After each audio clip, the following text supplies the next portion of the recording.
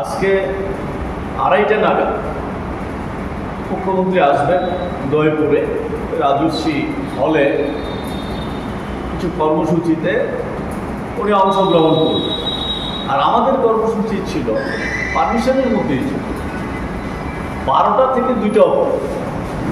আমাদের যে রোড ছিল এখানে এই জামতলা থেকে শুরু হয়ে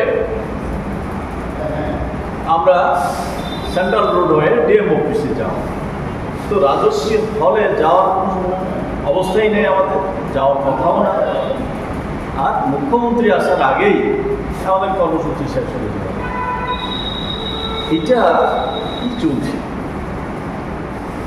গণতান্ত্রিকভাবে যে কোনো সংগঠন তার দাবি দাওয়া ইত্যাদি নিয়ে আন্দোলন কর্মসূচি করবে, এটাই আমাদের অধিকার, এটাই আইন, এটাই সাংবিধানিক অধিকার। এখানে বারবার এই বাধাগুলি আসছে।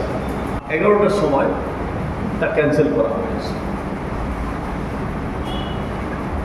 তো রাতের বেলা সব জায়গাতে আর খবর দেওয়া সম্ভব হয়নি। আজকে বেশ কিছু এমনিতে বলা হয়েছে যে পারমিশন আমাদেরকে দেয়নি, তারপরেও বেশ কিছু লোক অমরপুর থেকে এসেছে, উদয়পুরের বিভিন্ন প্রান্ত থেকে এসেছে, তারা এখানে এসে মিলিত হয়েছে। এবং রাজ্য সম্পাদক হিসাবে আমাকেও এখানে উপস্থিত থাকার কথা প্রথম থেকেই। সেই হিসাবে আমিও এখানে আসার জন্য প্রস্তুত, তো আমাকেও জানিয়েছে।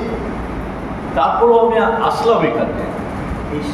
এসে এখানে যা জানলাম মুখ্যমন্ত্রীর কর্মসূচি আছে, এই কারণেই আমাদের এই কর্মসূচিকে বাতিল করা হয়েছে।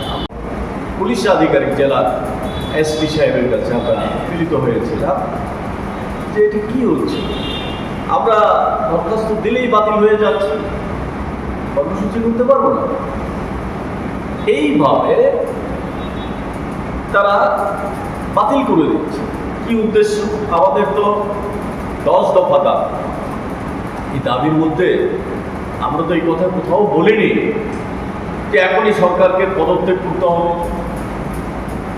আমরা এই সরকারের কাছে দাবি জানাচ্ছি। কি দাবি সেগুলো? যেমন আমি একটু সংক্ষেপে উল্লেখ করছি। 10 দফা দাবি আমরা আমাদের সংগঠনের তরফ থেকে সারা রাজ্যে তা নিয়ে আন্দোলন কর্মসূচি ঘোষণা করেছি। আজকে আমাদেরকে মিছিল করতে দেয়নি। আমরা এর পরবর্তী সময়ে আরেকবার এই উদ্যোগ নিয়ে জেলা শাসকের কাছে আমরা এই আন্দোলনে যাব। এই আন্দোলনে সকল অংশের মানুষ আমাদের সঙ্গে সহযোগিতা করে আন্দোলনকে সফল করার জন্যে আমাদের সংগঠনের তরফ থেকে আহ্বান রাখছি। আন্দোলন শুরু হয়েছে সারা রাজ্যে। আমরা কোথাও হল সভা করছি, কোথাও এই মিছিল করছি, কোথাও পদযাত্রা করছি, বাজার সভা করছি, মিছিল করছি, মহকুমা শাসকের কাছে ডেপুটেশন, বিডিও সাহেবের কাছে ডেপুটেশন, জেলা শাসকের কাছে ডেপুটেশন। তারই অংশ ছিল আজকে উদয়পুরে মুখ্যমন্ত্রী জেলা শাসকের কাছে ডেপুটেশন। তো আমাদের প্রথম দাবি যেটা ছিল এই জাত ভিত্তিক জনগণনা অবিলম্বে করতে হবে। শোনো শোনো ভোজন রসিক, শোনো মন দিয়া, ঝাঁঝের স্বাদে রান্না করো লং তরাই দিয়া। ইলিশ সর্ষে পোস্ত বাটা যেমন ইচ্ছে নাও, মালাই চিংড়ি মাংস কষা চেটে পুটে খাও, আহা চেটে পুটে খাও, আহা চেটে পুটে খাও। লং তরাই কাচ্চি ঘানির সর্ষে তেলে টেস্ট, যে খাবে সেই বলবে লং তরাই বেশ। লং তরাই সর্ষের তেল, ঝাঁঝে স্বাদে তোমাকে চাই। আহা লং তরাই বেশ।